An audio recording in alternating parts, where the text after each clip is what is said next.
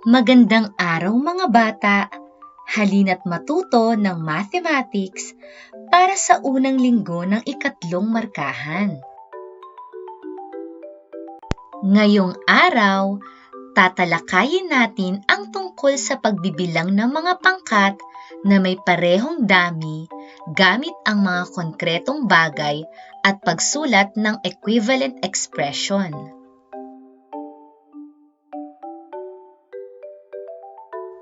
Sa araling ito ay matututuhan mo ang pagbibilang ng mga pangkat na may parehong dami gamit ang mga konkretong bagay. Matututuhan mo rin ang pagsulat ng isang equivalent expression batay sa mga ibinigay na mga pangkat na mga konkretong bagay o larawan.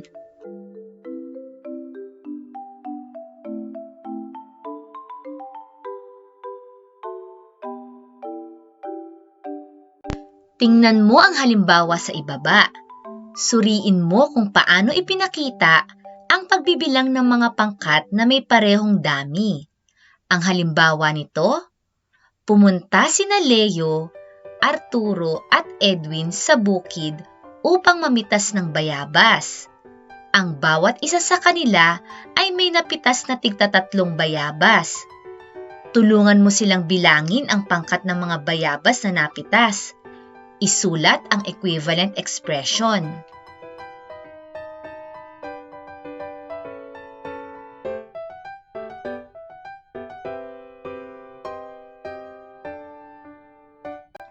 Pag-aralan natin ang larawan.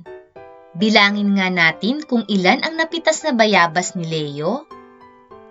1, 2, 3. Tama! 3 bayabas. Bilangin naman natin ang napitas na bayabas ni Arturo.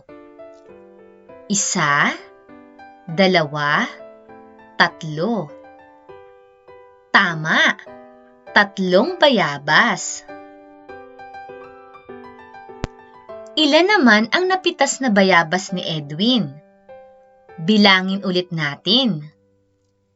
1, 2, 3. Tama! 3 bayabas. Makikita sa halimbawa sa itaas na may 3 pangkat ng tigtatatlong pirasong bayabas. Kaya naman, ang equivalent expression ay 3 pangkat ng 3.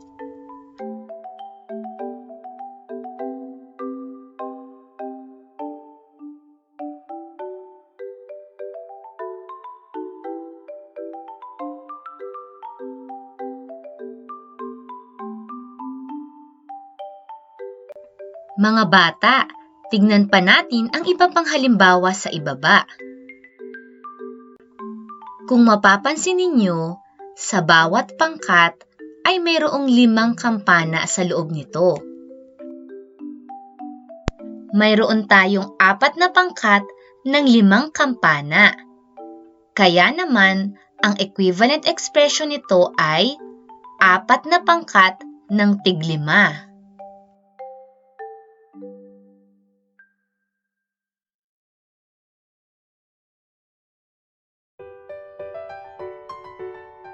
Sa ating sumunod na halimbawa, sa bawat pangkat ay may 5 ballpen. Ang ibig sabihin, may 4 na pangkat ng 5 ballpen. Ang equivalent expression ay 4 na pangkat ng 5.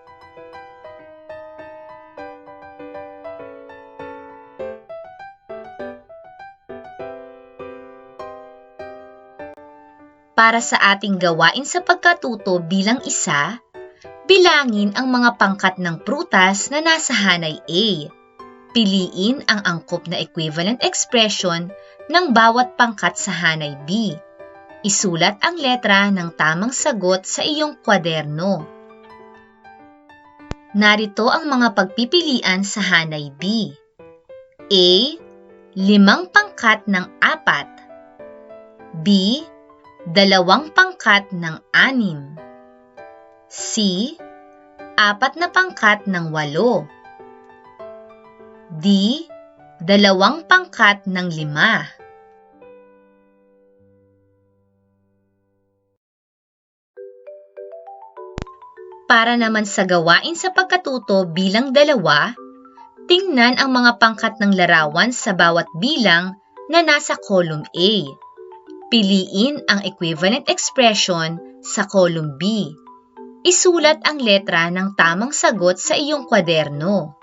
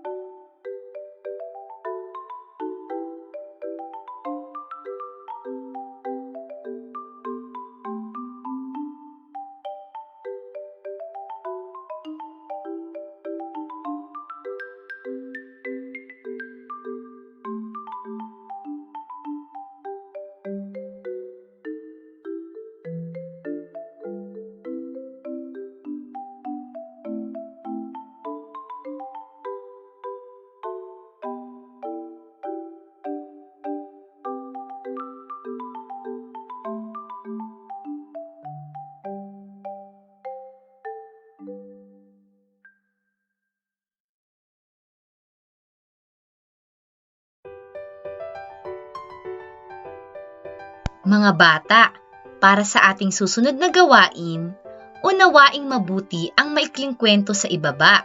Sagutin ang mga tanong at isulat ang inyong sagot sa kwaderno.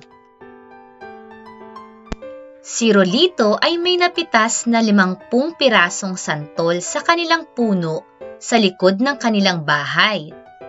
Nais niya itong hatiin sa 5 pangkat na may magkakaparehong bilang upang ipamahagi niya sa kanyang 5 kapatid.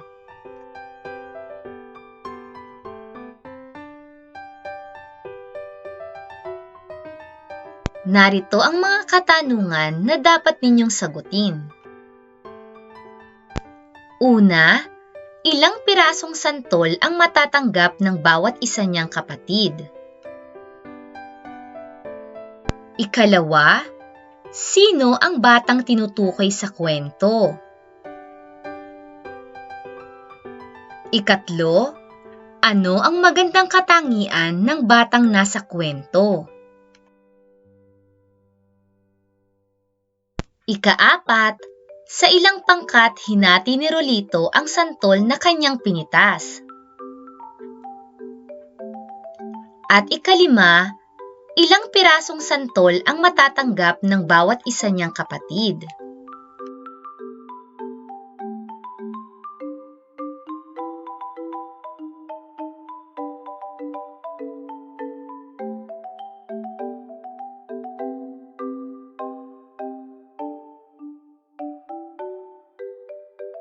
Hanggang sa muli mga bata, paalam!